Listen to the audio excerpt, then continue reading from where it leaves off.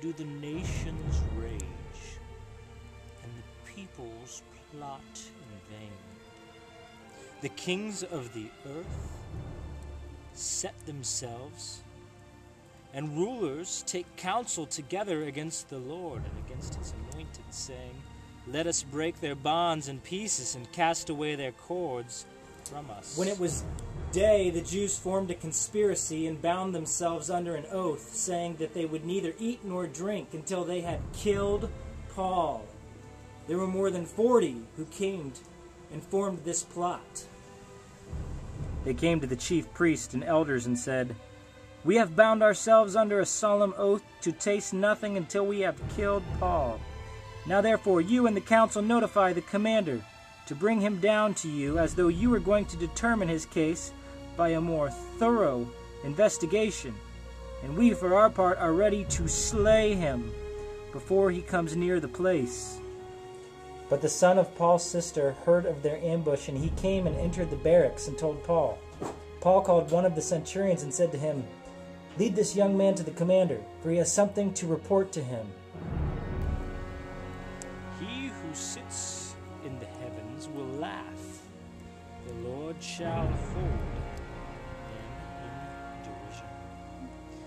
Then he shall speak to them in his wrath, and distress them in his deep displeasure. Yet I have set my king on my holy hill in Zion. So he took him and led him to the commander and said, Paul the prisoner called me to him and asked me to lead this young man to you, since he has something to tell you. The commander took him by the hand and, stepping aside, began to inquire of him privately, What is it that you have to report to me? And he said, The Jews have agreed to ask you to bring Paul down tomorrow to the council, as though they were going to inquire somewhat more thoroughly about him. So do not listen to them, for more than 40 of them are lying in wait for him, who have bound themselves under a curse not to eat or drink until they slay him. And now they are ready and waiting for the promise from you. So the commander let the young man go, instructing him, Tell no one that you have notified me of these things. And he called him 2 of the centurions and said, Get 200 soldiers ready by the 3rd hour of the night to proceed to Caesarea, with 70 horsemen and 200 spearmen. They were also to provide mounts to put Paul on and bring him safely to Felix the governor. And he wrote a letter having this form, Claudius Lysis, to the most excellent governor Felix, Greetings. When this man was arrested by the Jews and was about to be slain by them, I came up to them with troops and rescued him, having learned that he was a Roman.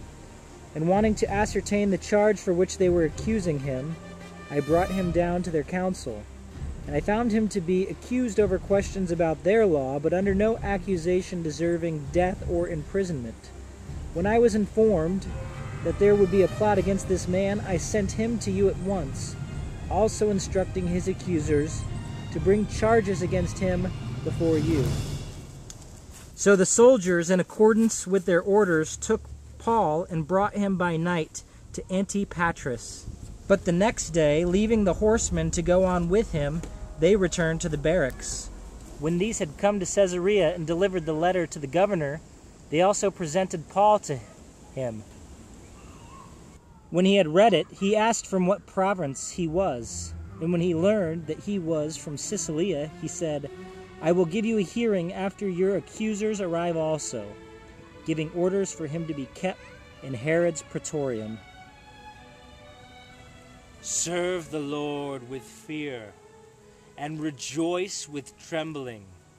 Kiss the Son, lest he be angry, and you perish in the way, when his wrath is kindled but a little. Blessed are they who put their trust in him.